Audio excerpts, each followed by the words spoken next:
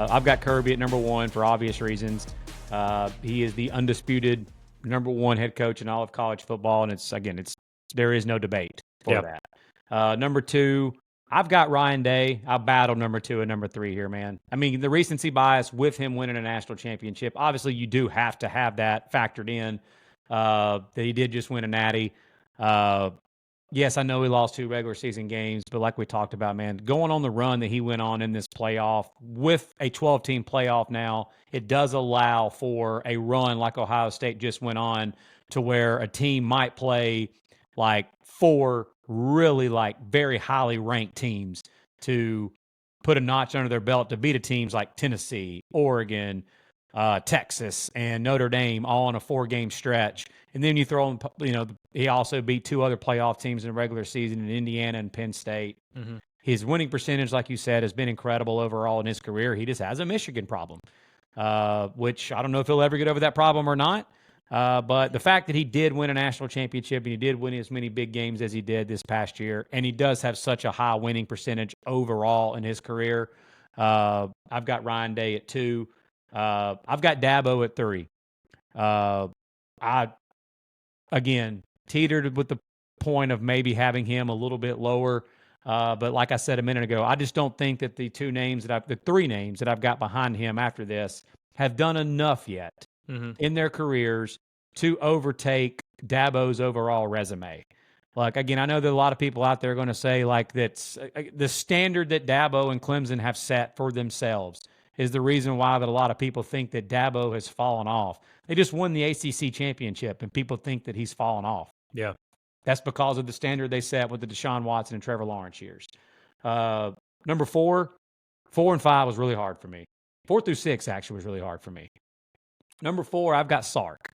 Okay. And it's honestly for no other reason than the fact of they're the only team in the country that's been to back-to-back college football playoff semifinals. They're the only team that can say that. Nobody else in college football can say that. And I know we live in this NIL and transfer portal world, and a lot of people are going to say, well, yeah, if you can go just buy all the best players and you have more money than everybody else, of course you're going to be talented. That's the world we live in, okay? It just is. That's where we are. That's where college football is right now. And I'm not necessarily going to just hold it against Sark and act like that he's not that good of a coach just because he gets better players. They still do get better players, and he's done a wonderful job also of hiring a fantastic staff around him, an elite job of hiring a great staff around him.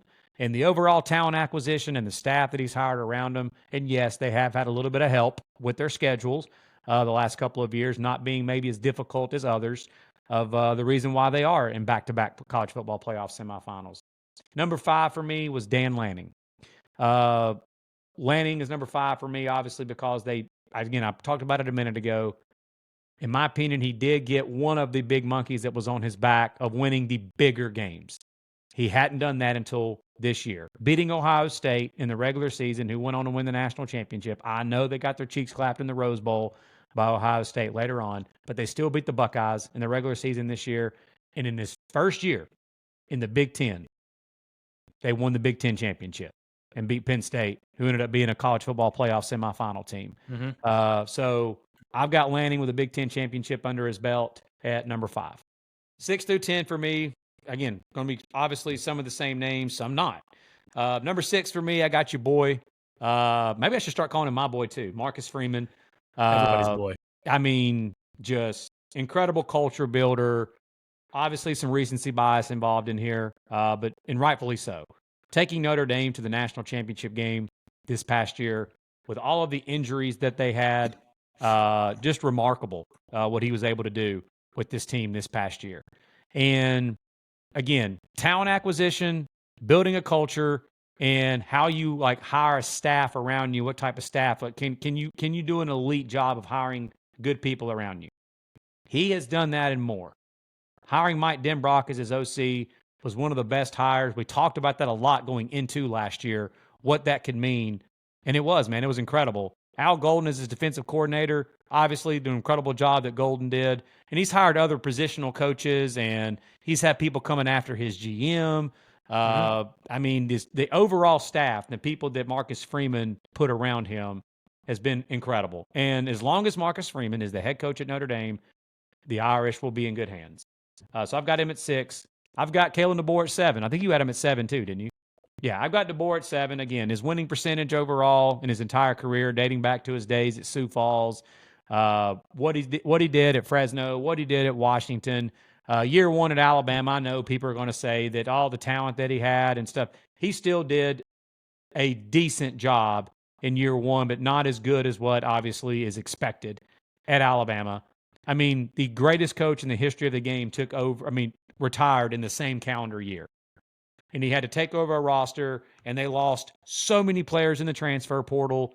He's pretty much drinking from a fire hose, trying to, figure out that situation. And they were one spot away from making the 12-team playoff. That did not do it. Him not making the playoff in year 1 at Alabama, to me, did not deduct him enough to where he shouldn't be a top 10 coach at this point. Mm-hmm. Now he doesn't make it this year. We can have a conversation. I've got Brian Kelly at 8. Again, for all the reasons that you said a minute ago, his winning percentage overall, winningest coach in Notre Dame history, multiple playoff appearances at Notre Dame. He has underachieved the last couple of years at LSU with the overall talent level that they've had there. If they underachieve again this year, he will fall more on this list. He was one that would have been higher on my list. I went back and looked at it. We did a coach's list going into this past year, or I did one. He was higher on my list. So he has dropped a few on my list just from the last couple of years, but he's still a top 10 coach. Number 9 for me, Big Game James. I've got James Franklin at 9. Again, I know he doesn't win the games that he's an underdog in. He doesn't win the games against, the top tier teams, but he still wins a ton of college football games, multiple Rose Bowl appearances, made a college football playoff semifinal appearance this year, Big Ten championship game appearance, multiple Big Ten championship game appearances, has a Big Ten championship under his belt. I just think it's still so funny that we said it, and so many people that cover this sport and talk about this sport said it, that the 12-team playoff was just created for someone like James Franklin. Mm-hmm. And then in the first year, he takes Penn State to the college football playoff semifinals and is pretty much a Drew Aller interception away at the end of that game from probably playing for a national championship. Mm-hmm. Number 10, I talked about this a minute ago. Everybody thinks that this guy underachieved this past year. And I just can't keep getting over the fact that Lane Kiffin, the job that he's done at Ole Miss, I know his antics and his stuff on Twitter, and a lot of that distracts people from the fact of what an incredible job he's doing in Oxford, Mississippi. Again, before Lane Kiffin got to Oxford, got to Ole Miss's like single season record of wins in their program's history was 10 wins.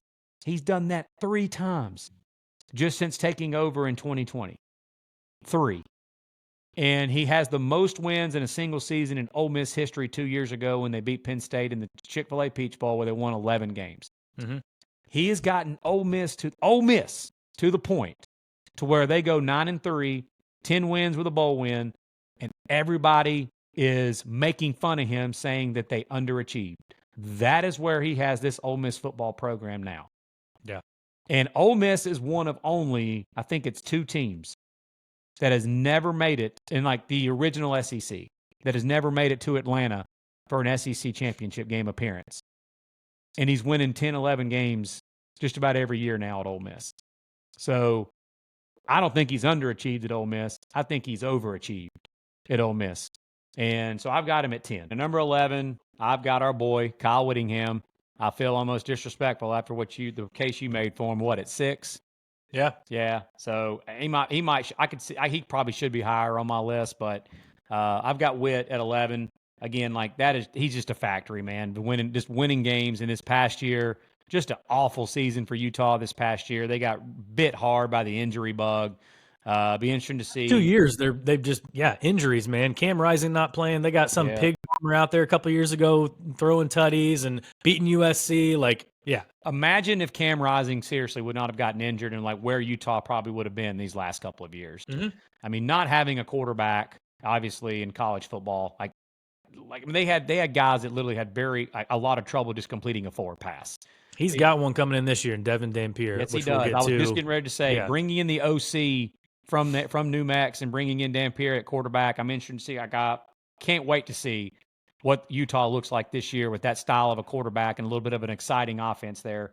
Yeah. Number 12, Josh Heupel, for all the reasons that you said earlier, taking over the situation that he took over at Tennessee. He did a good job at UCF, but UCF did take a little bit of a down, turn after. You see, the dog even thinks that Josh Heupel should be a little bit higher on the list. Yeah. But Heupel probably should be a little higher. I could see that as well. But I've got him at 12 for everything that he's accomplished so far at Tennessee. 11 wins a couple of years ago, college football playoff appearance this past year. 13, I can't believe you didn't have him on your list, man. This is the only one I think I disagree with you on. Lincoln Riley. I've got Lincoln Riley at 13. And again, I know the last couple of years, what USC underachieving for what USC should be doing, and as good of a coach as Lincoln Riley is. But what he accomplished at Oklahoma overall was incredible. Ever since he's left Oklahoma, they have absolutely taken a dip into what the standards have been set at Oklahoma by Bob Stoops, and then Lincoln Riley carried it on from there. And so I've got him at 13. Yeah, I think my thing with Lincoln is like every other name on this list has had really, really extremely successful seasons without Heisman winning quarterbacks. Yeah. And I've yet to see Lincoln do that. And I mean, yeah, it was his fault for hiring his, buddy Alex Grinch to be defensive coordinator when Caleb Williams was there. And, they just, he's not made great hires. So he's got D'Anton Lynn there now. So yeah, you got to do it. You got to be a well-rounded head coach. You can't just be a quarterback whisperer. Yeah, I totally get that. And interesting to see what USC does going forward with D'Anton Lynn now at DC. I know he was there this past year, but what they're going to look like going forward. Number 14 for me was Chris Kleiman. And it's not only what he did, what he's been doing at Kansas State. It's very impressive what he's done at Kansas State. But North Dakota State was in all levels of college football. They were the biggest factory of just a flat-out championship, just year after year, a winner in North Dakota State. He carried that tradition on there and took them even to higher levels while he was there. Since he's left there, they have not been the same, not even close to the standard that had been set there for the Bison. And so him going from that and then going to Kansas State and doing what he's done at Kansas State, obviously he's a hell of a football coach. So he's at 14, and at 15, Coach Siggs, baby. Google him. For all the reasons you said earlier. What he's done at JMU, what he did at Elon, what he did at previous stops, and then taking one of the worst football programs in all of power conferences to a college football playoff in year one at Indiana. Yeah. That absolutely warrants you being top 15, top 20 overall as a head coach. So he's who I have at 15. He was the one I was referring to a minute ago for the longevity that Kirk Ferentz has had at Iowa. I'm not going to argue with you if you want to put Ferentz ahead of Cignetti because of what Ferentz has done overall in his career.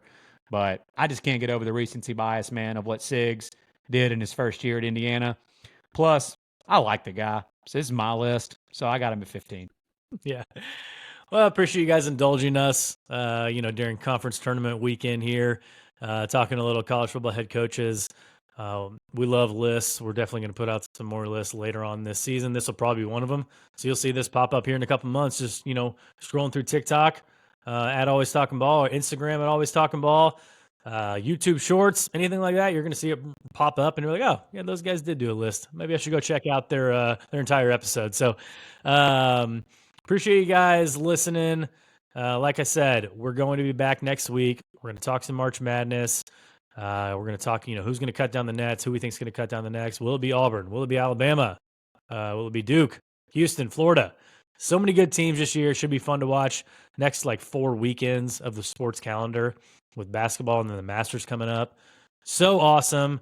After that, we'll talk some spring games, what teams are actually having spring games. We'll talk that. We'll talk post top 25 rankings after spring ball. Then we'll get into just kind of ramping up towards the season for 3 or 4 months. And it's going to be a fun time of the year, man. We're going to have a great list of guests on. So we appreciate you guys for following along. Subscribe to the show, send it to your friends.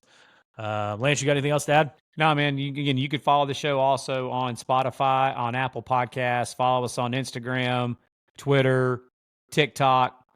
We put out some great reels and stuff on those social media sites as well. And like Tyler said, give us a subscribe on YouTube. It helps us out. Doesn't cost you a thing.